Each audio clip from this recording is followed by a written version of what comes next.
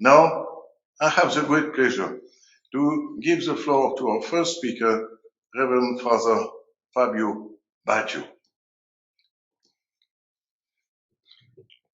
Thank you, Ambassador, and thank you to the organizer for this invitation to the Migrants and Refugees Section to share some of the insights and the work that we have been doing since 2017.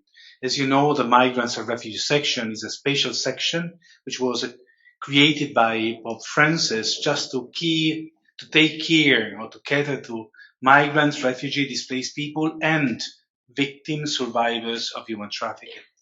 And as soon as we started our work in the section, we immediately noticed how important it was, the fourth group.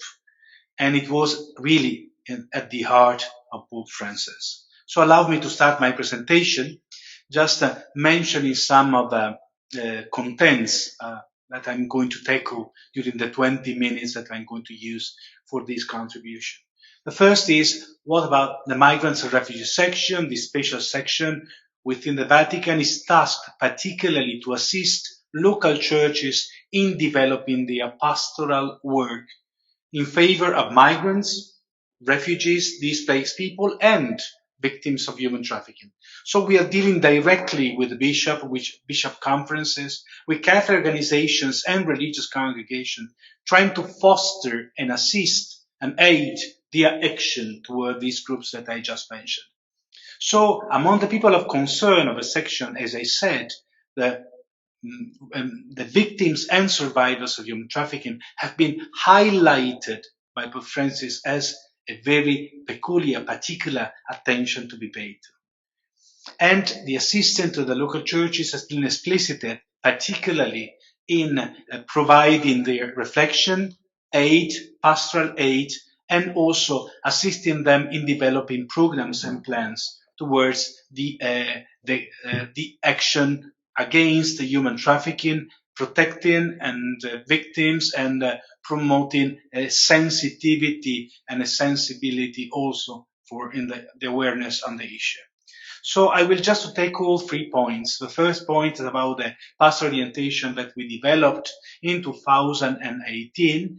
The second is about the 2019 International Conference on Human Trafficking we held in Sacrofano here in Rome with a selection of Catholic partners. And then I will just mention something which came out, leaving then Andrea to deepen the reflection about the latest challenges coming from COVID-19 pandemic crisis. So I will start with the pastoral orientation on human trafficking. It has been quite compulsory, I would say, to start our action from the fourth group. We had the first year reflection on the migrants and refugees because of the Global Compact, 2017. But immediately after, we started with the victims and survivors of human trafficking. So we produced a document which is inserted in a context which has a pretext and has a text. And I will try to take all the 3 points. So about the context, well, it is known by everybody that human trafficking has a growing importance in the migration phenomenon. So whenever we are taking migrants, refugees, we also to see what is the most problematic page of their story, which is human trafficking. And we have to consider that it's mushrooming and it is growing everywhere in the world. It is one of the 3 target groups of the Migrants Refugees section, as I said, very important to tackle them. And then we realized that there were no magisterial document ex professo dealing directly with human trafficking. I mean, many quotes, many declarations, many statements on human trafficking within other documents, but a document dealing with human trafficking was not produced by the magisterium. But Pope Francis was so abundant in all the sentences, in all the statements, in all the teachings that we got a lot of material to be reflected upon and to start with in our reflection. And the pretext, well, we started in 2017 a good cooperation with the Talita Cum group. Talita Cum is a network of Catholic sisters gathered under the umbrella of the Union of Superior General, based in Rome here, and they are trying to join a force in order to combat human trafficking, to protect victims, to prevent human trafficking, to prosecute as much as, and to partner with other organizations in order to be more effective in their work. For us, it was compulsory to start working with them simply because they were doing a wonderful job. And then we have a consultation with Catholic partners in February 2018. We call all those who were working on with human trafficking issues and to come to Rome and to enlighten us about the issue. Well, it came up a good document with a few challenges, which was double checked with the selected bishop conferences in July 2018. We invited bishops to come, around 60. They came to Rome representing 60 bishop conferences, around the 200 around the world, and they were helping us to better understand the challenges and to translate the challenges into pastoral responses. And then we have intensive work of editing of whatever was collected with different people. We want also to have the original in English, so we work a lot in the English. And whenever you're referring to the pastoral orientation, I'd like to say that is the mother document.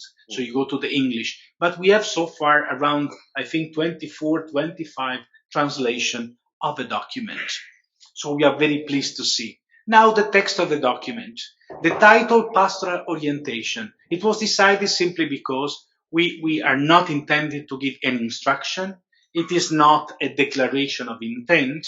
It is actually a document giving clear orientations on the pastoral side, on the pastoral field, for those who are Catholic agents, Catholic actors who are willing to work.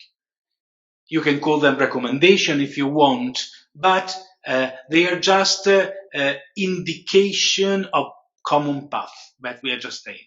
The introduction was inspired by the speech of Pope Francis on 12 February 2018. He was calling for more cooperation among the actors, and this is why we insisted on cooperation.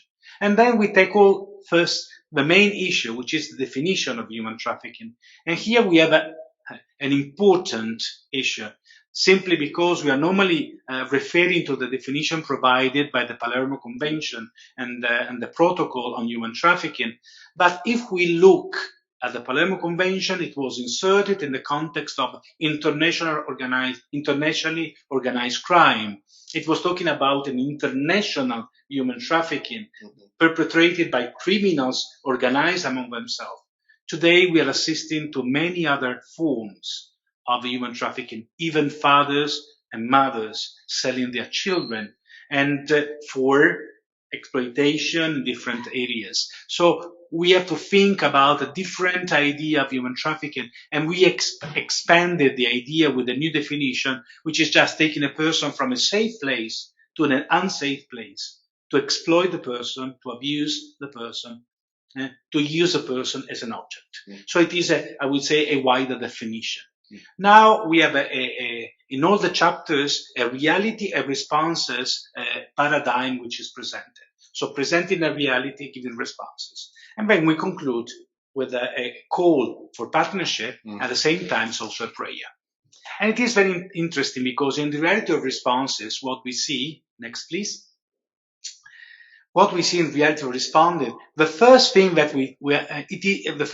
we had to underline is understanding human trafficking. Why? Because unfortunately, few people really know everything about human trafficking. They may know about the word, but what is exactly human trafficking? The causes of human trafficking, how human trafficking is developed, I would say that this is something that we have to understand. It is coming from an idea of commodification of people, person, and exploitation of brothers and sisters. And we have to highlight that on the bottom line, there is always a demand aspect we should be. If there are people abused, if there are people exploited, it's because there is a need of the result of such exploitation. To be very concrete, there will be no people trafficked if there is nobody on the other end willing to get services from the people trafficked. So we have to tackle the demand aspect and see how we can decrease or eradicate totally the demand. Acknowledging human trafficking is very important. Also, recognizing that this phenomenon is existing. And we notice that there is a reluctance to acknowledge human trafficking on the part of institutions. It's not very nice to say we have human trafficking in our territory. And on the other side, to acknowledge human trafficking, even from the victims, that is very difficult to know that they are victims of human trafficking. And then the identification of phenomenon and reporting human trafficking is very difficult simply because there is a lot of violence and criminal activity entailed in human trafficking. So there is fear for any kind of reaction by those who are just doing the traffickers, doing human trafficking. The dynamics of human trafficking, this is a clear business connection. And this is what we wanted to highlight. Now, it is quite clear if you want to have cheaper things, you have to reduce the cost of production. And the cost of production can be reduced only in reducing the cost of manpower, of human power. So the cost of labor is going to be reduced. So the way is exploitation of workers. This is just a one. So the business connection is to be tackled. Things should be paid exactly the value of the work entailed in order to produce them. Working condition and supply chains to be responsible of the working condition of the workers, which is also, they are elements of human trafficking at the end, or the supply chains where responsibility seems to be just lost somewhere, and we have to reconnect the supply chains and give it to each one the responsibility. And then the link between human smuggling and human trafficking. This is exactly what was highlighted in our documents, simply because we have two different protocols in the Palermo Convention, and that we are making a clear difference. It is true, there is a huge difference between human smuggling and human trafficking.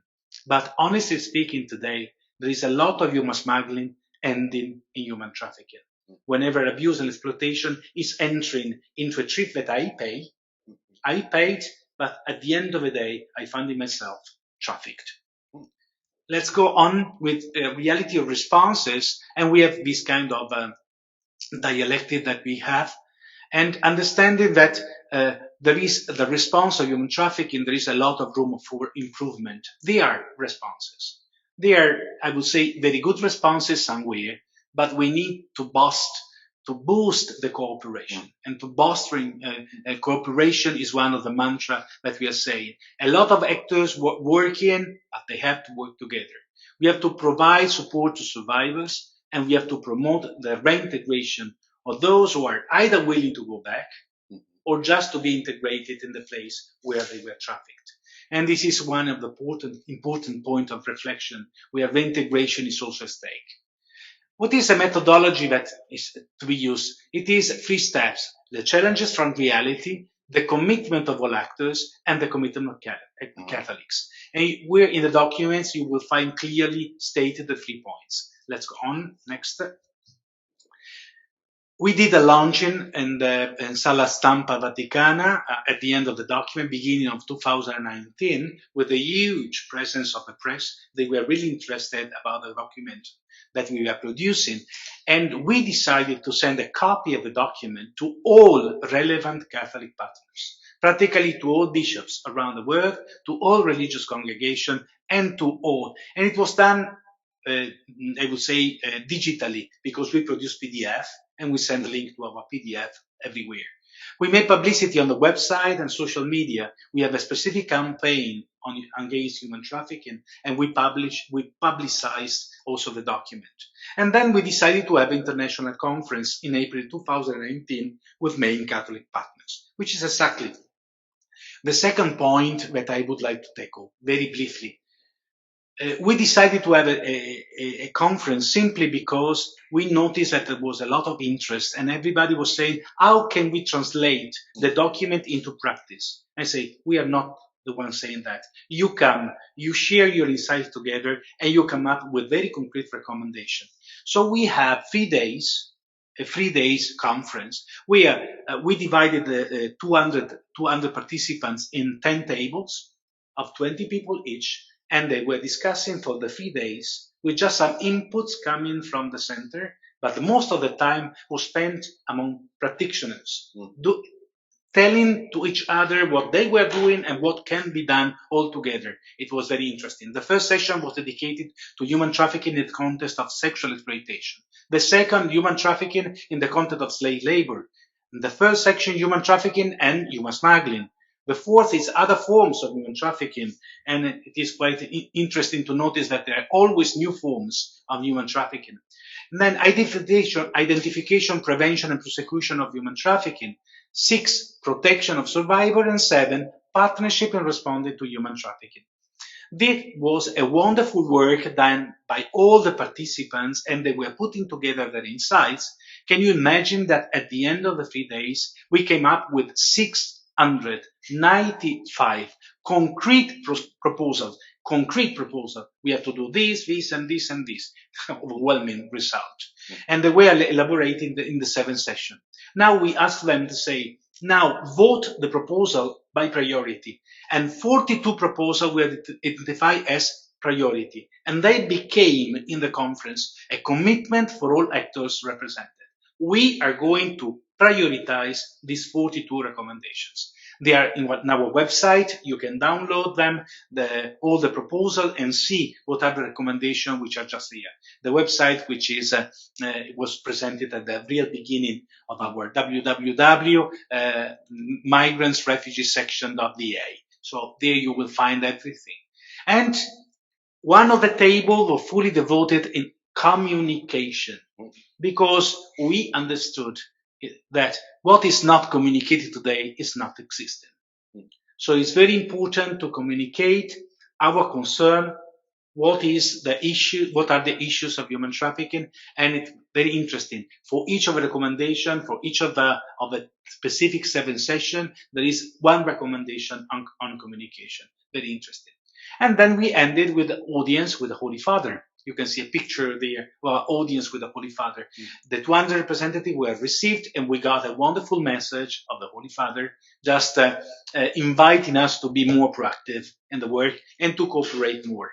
So it was very wonderful, and I think we went on.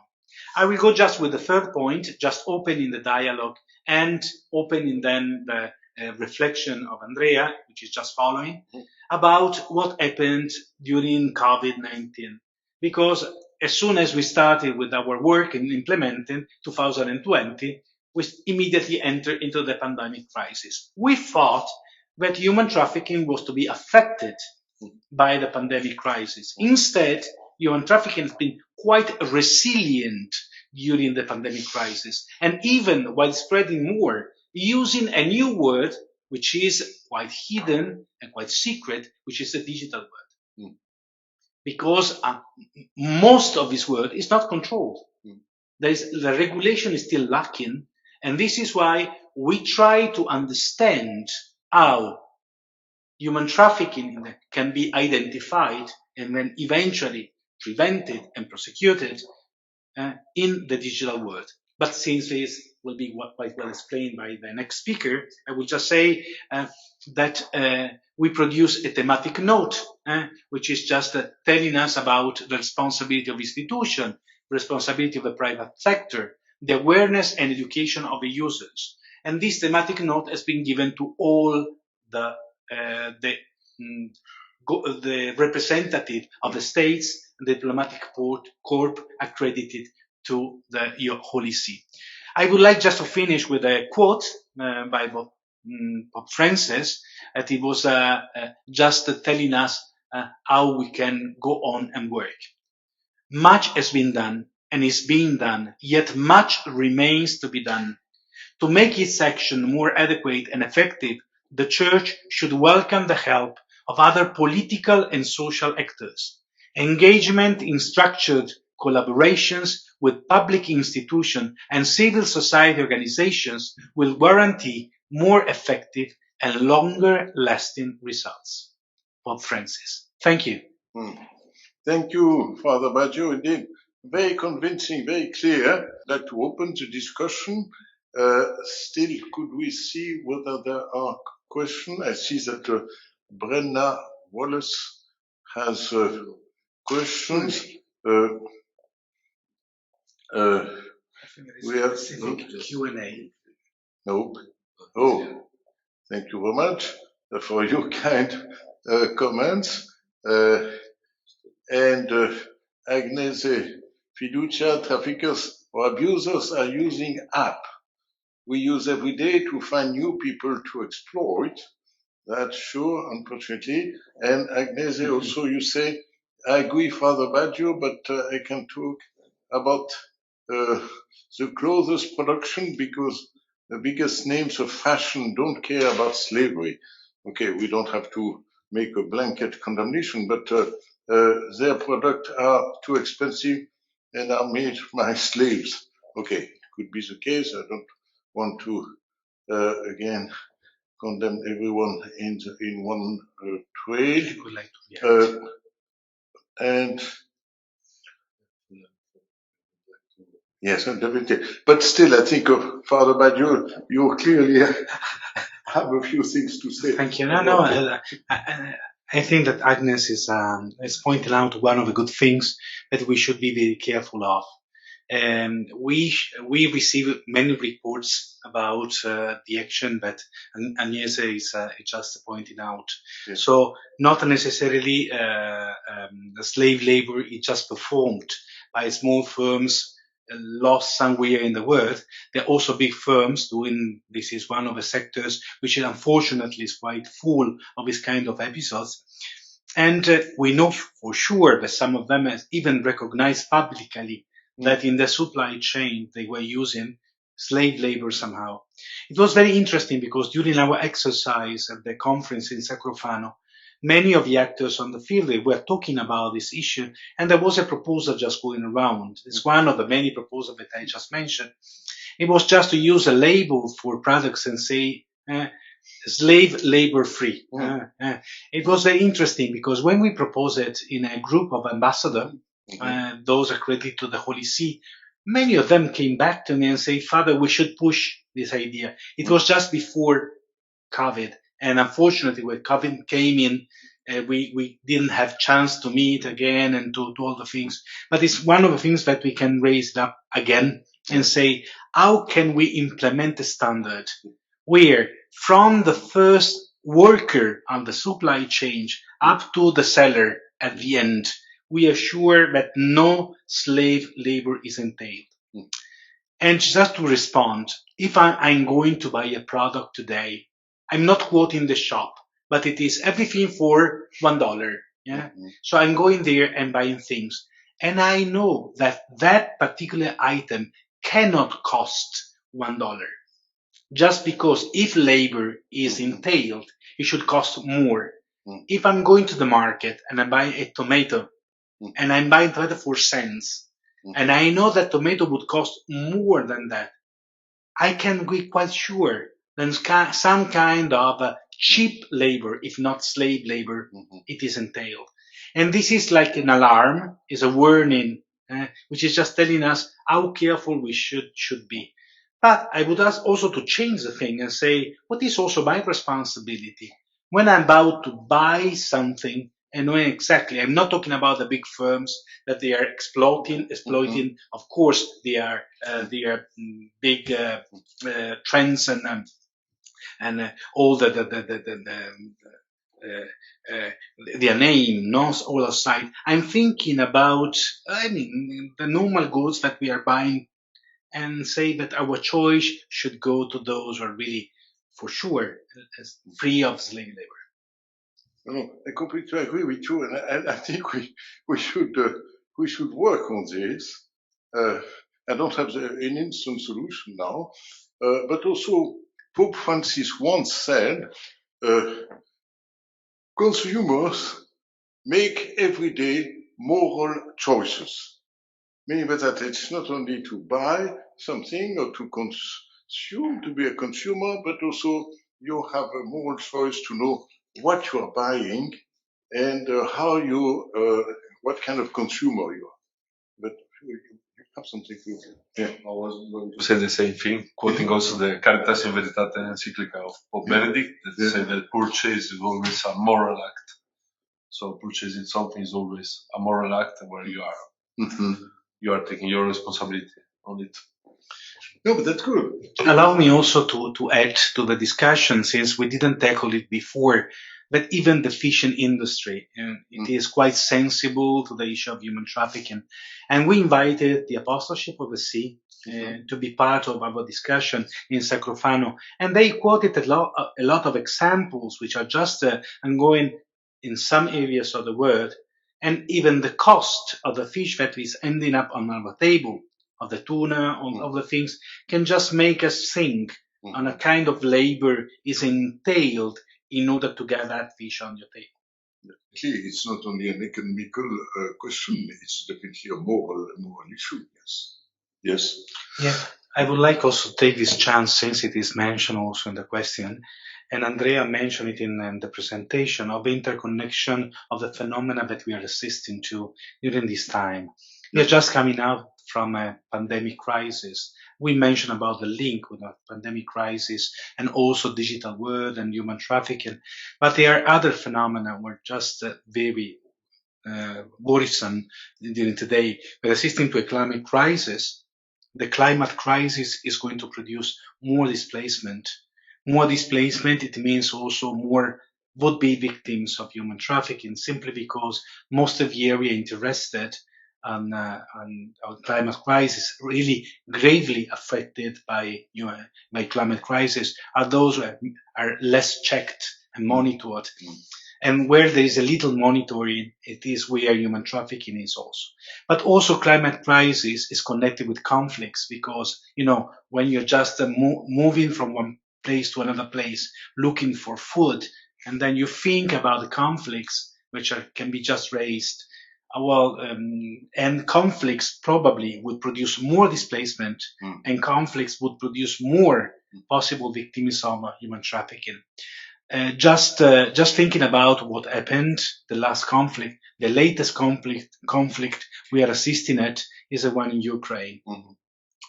And one of the main worries that we had as Catholic looking at this phenomena, Catholic practitioners, Catholic actors, and we gather here around exactly this table. We are just around was exactly human trafficking, which is highly perpetrated in the borders or even within Ukraine, taking advantage of the ignorance and goodwill of the people just to get protected and getting away from very risky and dangerous areas. And we know that there was a lot of human trafficking done during this time. We got reports, and we invited all our partners, the Catholic partners, to be very attentive. I know that the Order of Malta has been very attentive of this, on what was happening at the border, informing people, because this is also, the prevention is done through a real information of people, and then trying to observe, because this is another thing that we should do, keep on observing and monitoring our reality, because we should detect when something wrong it is done on the part of human trafficking. So looking at the scenario, I would say that there a serious possibility to have a huge increase of human trafficking in the forthcoming years. This is telling us how urgent is the action against human trafficking. Could you develop on women, migrants, and human trafficking, which impact on security? This is a very, I would say, a very interesting question, because we are dealing with a lot of women decide just to leave their country and to entertain this, we call them this travel of hope and looking for greener pasture elsewhere. And I say that women are more and more present along these routes. And I would say, unfortunately, sometimes simply because they are still men who are thinking to take advantage of the women on the route. And we are receiving them many times at the end of the route, and they are really telling us about exploitation and abuses that they've been victim of during the trips. And so allow me also to say what kind of attention should be done at departure and transit areas. We think sometimes that we are just assisting to the phenomenon at the end. When they are just arriving, maybe by boat or by walking, they are just arriving to the countries of arrival. But actually, the phenomenon started in the village. where recruiters are going there. They are selling dreams to them, telling them that everything will be solved, that will be very easy. In few days, you're going to get a wonderful job in one of the G20 countries, probably, and probably with a wonderful future for you. And many of the women are just thinking about a new possibility for them, for their children, also to get a better future for all of them. And just starting the route many times alone. It's not only African, it's the same thing in Central America. It's been the same thing for Venezuelan migrants going around. And in Asia, it's exactly the same. So we notice that in most of the part, as well in Ukraine, has been so far with a huge discussion about majority being women and children, those living in the country. So there is a huge understanding of, and about the vulnerability, which is done from the recruitment, from the, I would say, purchasing dreams at the real beginning. So the necessity of being really informed, fairly informed of what is going on the travel and the trip, about the risk of leaving their family and just start a trip. And then to have safe places during the transit, which is one of the most difficult things. We are requesting all the local churches in the transit countries to build up safe places, centers for information, but also for sheltering people just going, and women particularly going along these routes. And then when they are just passing from one country to another country, crossing one border and crossing a second border, being sold from one trafficker to another trafficker, we are listening to stories which are very terrible, because then, of course, any kind of abuse is entailed in this kind of a person is becoming an object, is sold from one person, from one trafficker to another trafficker. So women, children, entailing migration, we have also to think about unaccompanied minors. Yes. Many of them are becoming more and more sometimes sent because they know that they are going to enter a country in any way they are going to enter, but then with the risk which are entailed in this kind of trips. This is why I said at the beginning that many times human smuggling at the beginning is becoming human trafficking at the end, where you have plenty of people just knocking the door. And I would like also to add another situation which is also a fertile territory for traffickers, which is the irregular situation of women, irregular situation of men and young men, particularly because we have to talk about all these kind of things for either sexual exploitation or slave labor, whenever a regularization is not possible. We had a call, and probably also you received the call that we made about a wider regularization process for those already reached the country of arrival, to give chances to regularize their position. It is also to prevent human trafficking, to prevent the modern slavery, which is just very frequent in these areas of gray areas of irregular situation when nobody's protecting you. Yeah. And you're just trying to hide yourself. You're not going to the police simply because you don't have a document. All the things that are just in the regular situation.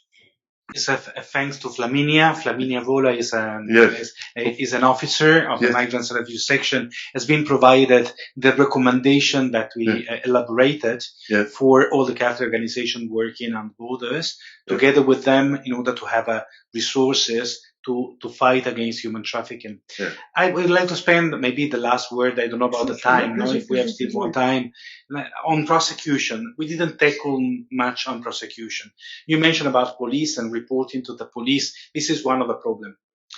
First of all, the victims doesn't know to be a victim, or doesn't want to recognize, to identify herself, himself as a victim. And this is one of the problems. But put the case that there is already recognition. I'm going to the police, I'm reporting a case, and that the investigation will start. Well, it takes normally very long to reach the end of the investigation. And for all the time that the investigation is on, the victim is suffering again and again, because he has to to tell many times about the abuses that he or she suffered. At the same time, also with a fear that some kind of reaction from the victimizer would come. If you have a look, if you're interested to have some kind of numbers, you go to the TIP report, which is produced every year. The Trafficking Person report produced by the Department of State of the United States.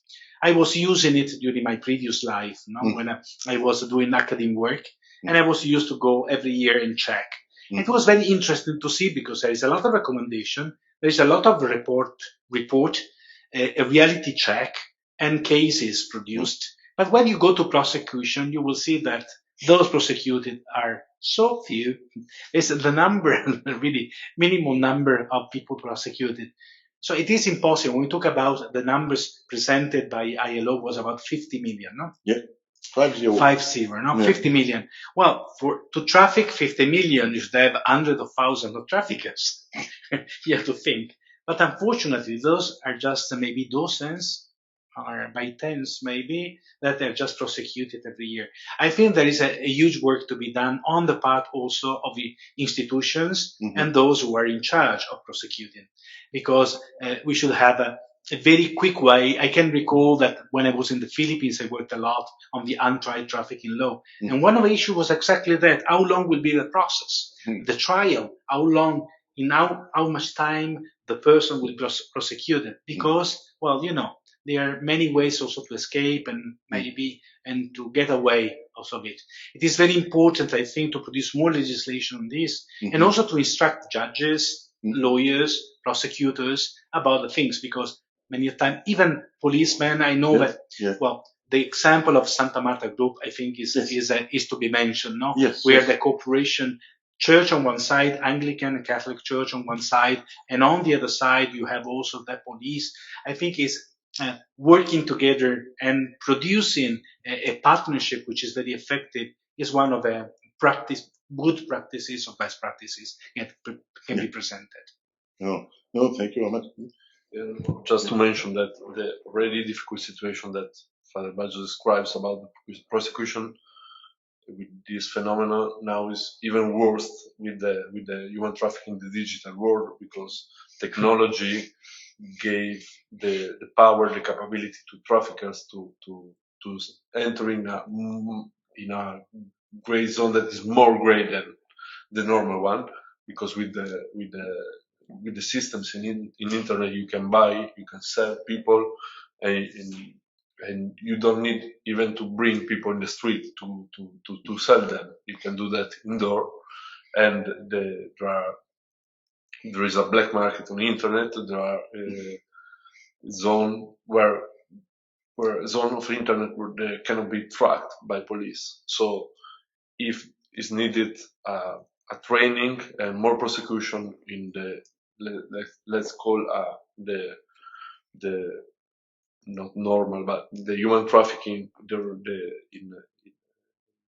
in person, even more there is a need to focus also on the digital one, and also all the flux we talked about before enter in this. Now that it's much easier to manage and to sell these services, these abuses, these slaves through internet, with the technology. And as technology, if you are more capable of the other side to use it, the other side cannot track you. So technological capabilities are a key for prosecution and prevention as well. Thank you.